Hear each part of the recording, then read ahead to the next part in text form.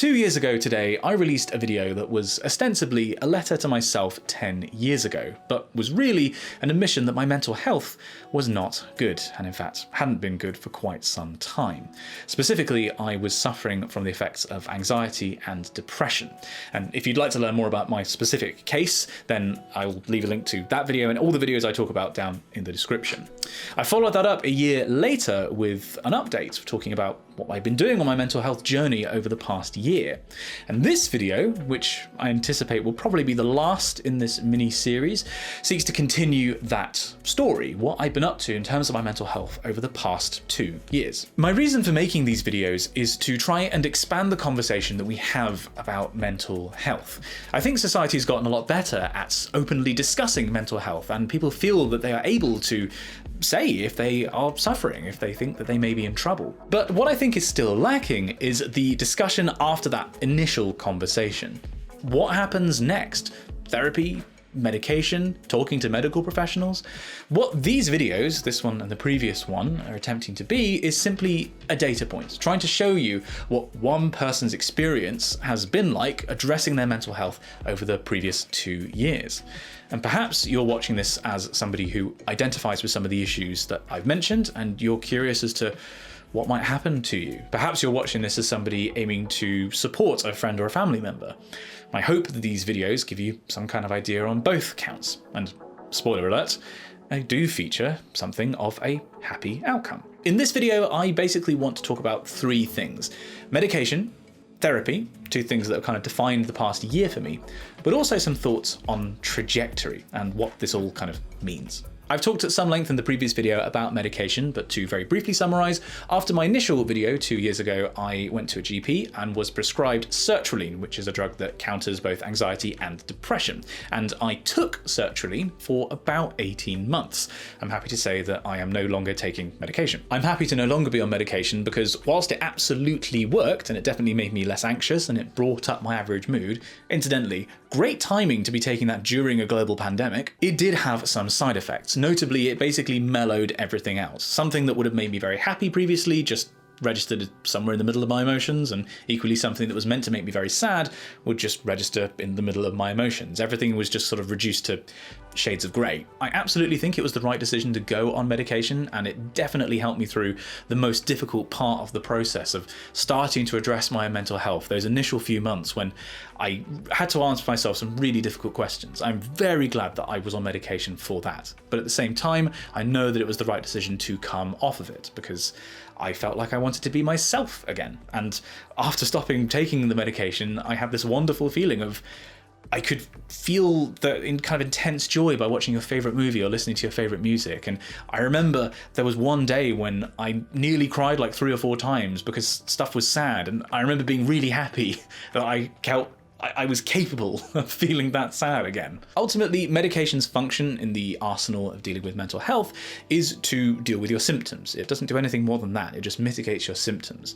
And the idea was always that I would take medication until I didn't need to anymore because the underlying issues will have been, if not resolved, addressed and hopefully improved, which has been happening over the past year or so with therapy. The term therapy encompasses a huge number of different practices, and they are all ultimately quite personal. So I am not going to go into huge detail in terms of what I was dealing with personally. Apologies if you came into this video expecting tea. I'm not going to spill it. But at any rate, in my case, I went through 2 different kinds of therapy. I went through CBT, or cognitive behavioral therapy, and I also went through psychodynamic therapy. CBT was the therapy that was made available to me on the NHS after an initial consultation.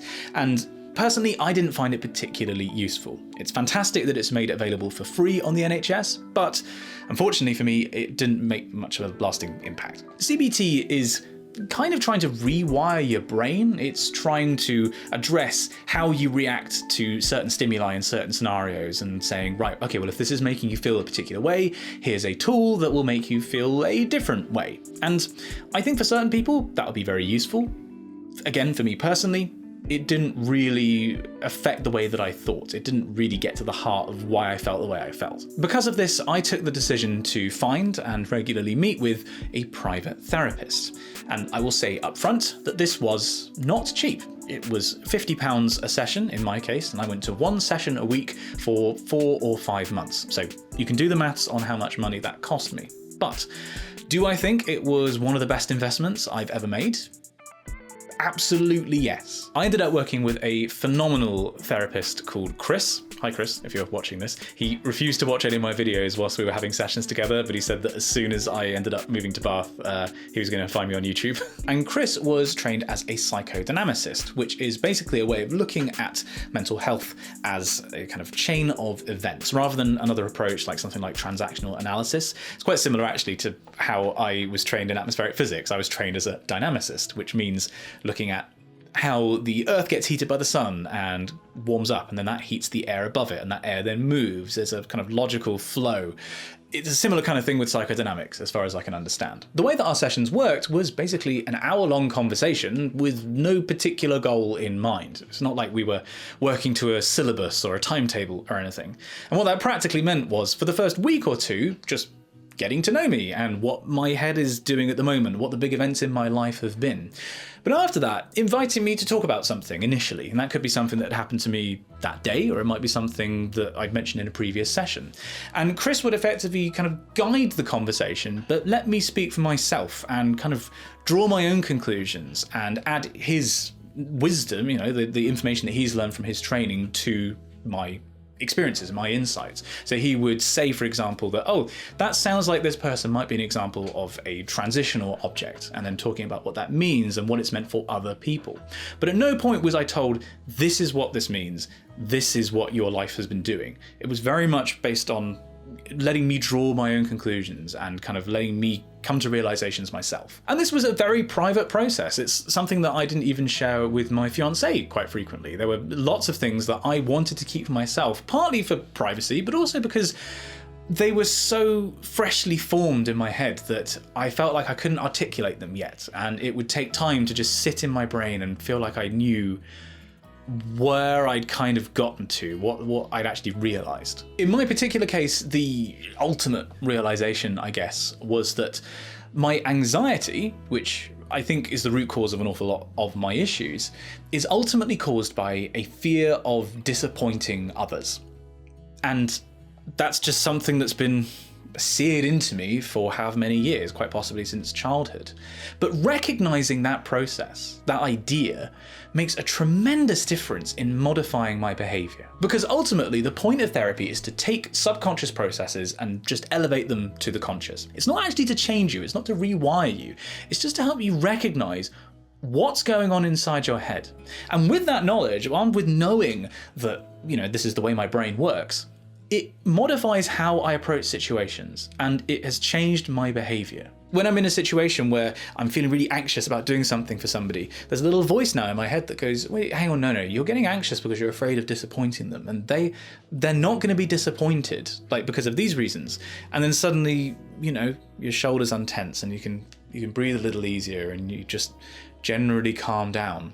And that, for me, has been the impact of therapy. As I've already said, this process was expensive, and I am privileged to have been able to afford it. But if you are considering therapy, if you think it might benefit you, if you're on the fence, I would implore you to give it a go. And I'd implore you to find the right therapist for you. So Mind, which is a great charity, has a fantastic resource online for finding a therapist near you. I was very lucky in that I actually found Chris on my first try, and we just kind of clicked. It was the right person for me. But therapists recognize that you have to click like that, and it might not be your first or second or third or 10th therapist. So a lot of people will do a trial appointment, and then if it doesn't work, it doesn't work. They won't be offended, and you can try with somebody else. The important thing is to feel comfortable with whoever you are seeing, and that may be that you want to see somebody in person. At the moment, it may be that you want to only see somebody via Zoom over the internet. Whatever it is that works for you. But again, if you can afford it, I would highly recommend therapy. It's changed the trajectory of the rest of my life, which leads me on very neatly to the last point I wanted to talk about: trajectory. Something that I think it's important to understand is that mental health doesn't have an end point. There is no point at which you are fixed. Every single person on earth has some form of internal struggle with their emotions, but that struggle can be a minor skirmish from time to time, or it could be all-out war. And in my case, I found that over the past 2 years, the scale of conflict has basically just decreased. It's not completely gone away. There are still days when I feel anxious. There are days when I feel depressed. But comparing the state now to how it was 2 years ago, there's just no comparison. I feel that I'm more in control of the way that I feel. I feel like I understand more the way that I feel. And I've changed some of my habits to force the conflict to de-escalate. My mental health journey isn't over. The past couple of years have basically been just a chapter in that journey. Perhaps a chapter at the end of a section of the book, actually. We're now going into the second part of that story. Whereas in that first part, I learned some skills and I got some insight into the way that my emotions work, the way that my brain behaves. And those insights and those skills will be incredibly useful to me and necessary to use for the rest of my life. Through therapy, I've learned to elevate some of my subconscious processes to conscious ones. I've also identified that I stress eat and try to eat my way out of sadness. You may notice in this triptych of videos that I gained and then lost about 15 kilos. I learned that I previously undervalued spending time away from my desk with friends. I undervalued time spent just working on hobbies and reading and doing exercise. But these don't mean that I'm somehow fixed. They just mean that I'm better equipped to deal with whatever challenges come at me in the next section, the next part of my mental health story. And that just about wraps up what I wanted to say in this video. I hope that this video and the previous videos have been useful to you, whether you are perhaps undergoing a similar kind of difficulties or if you are caring for friends or family. If you found this video series and you're going through a dark time in your life, I want you to know, and I do mean you specifically, that it's going to be all right, that things pass and eventually they will get better. What you can do is to accelerate that process by taking your mental health seriously. The first step is to admit to yourself and perhaps to your friends and to your family that things aren't so great. And the next step is very individual, but these videos have shown you one possible route: talking to a medical professional, taking medication, seeking therapy. And in this particular case, it worked. And I went from an incredibly dark place in my life to feeling like a new person and feeling much more content with who I am. You can do it too. Thank you for watching. I'll leave links to resources that you may find useful in the description. And no matter where you are in your mental health journey, I hope that your trajectory is curving upwards. That's the only important thing, really. Thank you for watching. I'll see you in the next one.